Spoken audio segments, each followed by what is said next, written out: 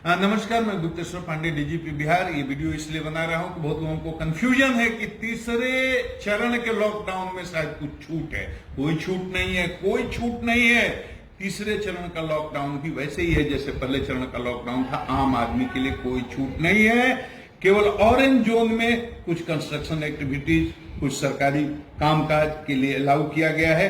विशेष परिस्थिति में कुछ दुकानें खोलने का संबंधित जिला प्रशासन निर्णय ले सकता है। बाकी कोई दुकान नहीं खुलेगा, कोई शॉपिंग कॉम्प्लेक्स नहीं खुलेगा, कोई मॉल नहीं खुलेगा, कोई सिनेमा हॉल नहीं खुलेगा, कोई भी नाई की दुकान, सैलून, तंबाकू, पान गुटखा की दुकान कुछ भी नहीं खुलेगी। स्कूल, कॉलेज, कोचिंग इंस्टीट्यूट सब बंद रहेंगे पहले ही की तरह। इसलिए इस बात को अच्छी तरह समझना है। मोटरसाइकिल पर पास लेकर के सिर्फ एक आदमी ही चल सकता है, दो आदमी नहीं। और पास लेकर के गाड़ी में भी बहुत जरूरी काम से कहीं जाना हो तो ड्राइवर के अलावा सिर्फ दो आदमी बैठेंगे, जिससे ज्यादा आदमी बैठ ही नहीं सकता। एक स्टेट से दूसरे, एक जिले से दूसरे जिले में तो आप जा ही नहीं सकते बिना पास के। बहुत जरूरी होने पर मेडिकल ग्राउंड पर आपको पास इशू होगा, लेकिन उसमें भी ख्याल रहे ड्राइवर के अलावा सिर्फ दो आदमी। अब छूट किसको है? सभी प्रकार के मालवाहक वाहन चलेंगे, सामग्री ढोने वाले वाहन चलेंगे और रक्षा सुरक्षा संबंधी आपातकालीन सेवाएं चालू रहेंगी और आवश्यक सेवाएं चालू रहेंगी जैसे पहले चालू थी। मजदूर भारी संख्या में आ रहे हैं, हमारे भाई बाहर से बहुत परेशानी से आ रहे हैं। बहुत परेशानी, बहुत कष्ट को उन्होंने भोगा है, झेला है।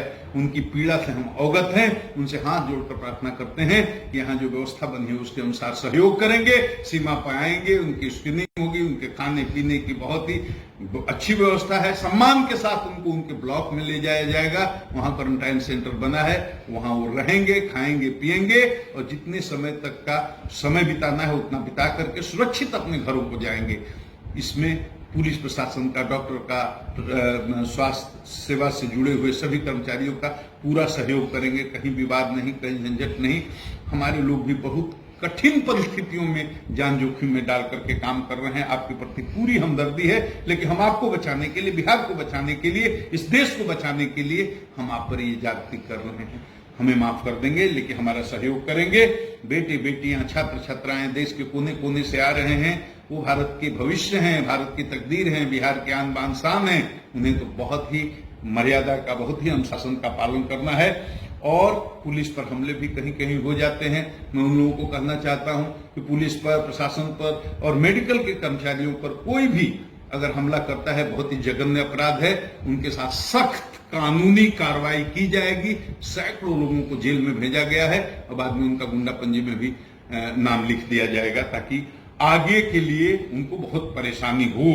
और उसी तरह से सोशल मीडिया पर गलत पोस्ट करने वाले, सांप्रदायिक दंगा या फसाद की स्थिति पैदा करने वाले, नफरत फैलाने वाले जो पोस्ट करेंगे, सैकड़ों लोगों को हमने जेल भेज दिया। आप दिल्ली में हो, मुंबई में हो, अहमदाबाद में हो, देश के किसी कोने में हो, लेकिन इस तरह का पोस्ट अगर करते हैं मुकदमा होगा। आपको आज नकल पकड़ा जाएगा, गुंडा रजिस्टर में आपका नाम दर्ज होगा, आपका चार्जशीट करेंगे, स्पीडी ट्रायल कराएंगे। सांप्रदायिक सद्भाव को किसी भी हालत में बिहार में बिगड़ने नहीं दिया जाएगा। यह वीरों की धरती है, शांति की धरती है, अहिंसा की धरती है, बलिदानियों की धरती है। ये पीरों, मौलवियों और साधु संतों, ऋषियों मुनियों की धरती है। इस धरती की गरिमा को बनाए रखने में हमारा सहयोग करें। और बिहार की जनता को मैं प्रणाम करता हूं कि आपके सहयोग से ये लॉकडाउन सफल हुआ है। आपके सहयोग से ही अभी तक बिहार बचा है। बचाएं, आगे वाला समय और खतरे का है, बहुत खतरा सामने है। अगर आप अगले 15-20 दिन तक बिहार को बचा लेंगे तो हम सब बच जाएंगे, बिहार बच जाएगा, ये देश बच जाएगा। आप सबको प्रणाम।